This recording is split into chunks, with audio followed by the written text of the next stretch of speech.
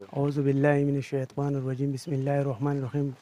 ټول نړمبې خو زه تاسو ته هرکلی وایم چې تاسو ماله په دې لنډ ټنګ وخت کې دومره ساعت چانس راکو او بیا زما څنګه لالی نوم مې عطاالله دی، یم د بونیر ټانګوړ سره تعلق ساتم.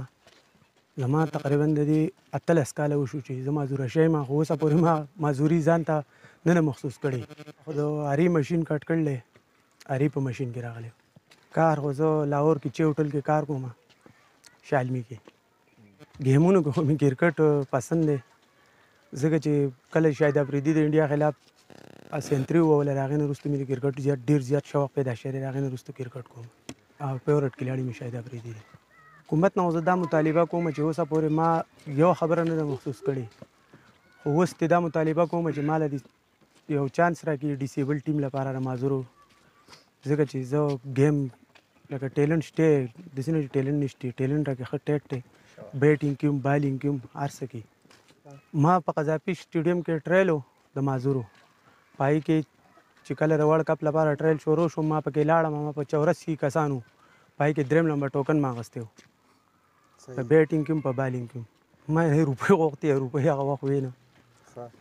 څو روپو مطالبه یې کړې؟ 3 لک روپۍ مطالبه یې کړې. عمران خان نه زما دا مطالبه ده چې په ما دې لږ نظرثاني وکړي او ډیسیبل ټیم لپاره یا داسې بله محکمه لکه هره محکمه کې چې موږ لري روزګار څه دغه کوي، څومره ډیسیبل کسان چې هغو ته به څه پیغام ورکوئ؟ هغو له خو دا پیغام ورکوم چې هر چې دی ځان ته دا نه محسوسوي چې زه معذوره یم یا څه دغه یم، ځکه چې اوسه پورې زما تقریبا 17 کاله وشو، ما دا نه محسوس کړي. دنیا په یو کار کې چې یا زما لاس کټ شوی دا کار زه نشم کولی، جال غورځول شو، داسې میان ښکار شو، هر قسم ښکار زه کولی شم، ټوپک هغه ځنګلي شو که هغه د خوړ شو هغه هم زه کولی شم.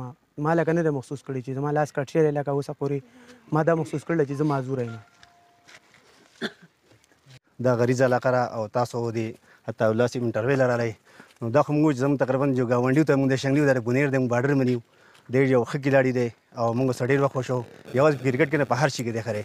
او موږ حکومت پاکستان نه، صوبایي حکومت نه، مرکزي حکومت نه مطالبه کوو چې یو چانس ورکړی شي او دی ښه ټیلنټ پکې شته، ښه دغه دی لکه ښه کلاړي دی.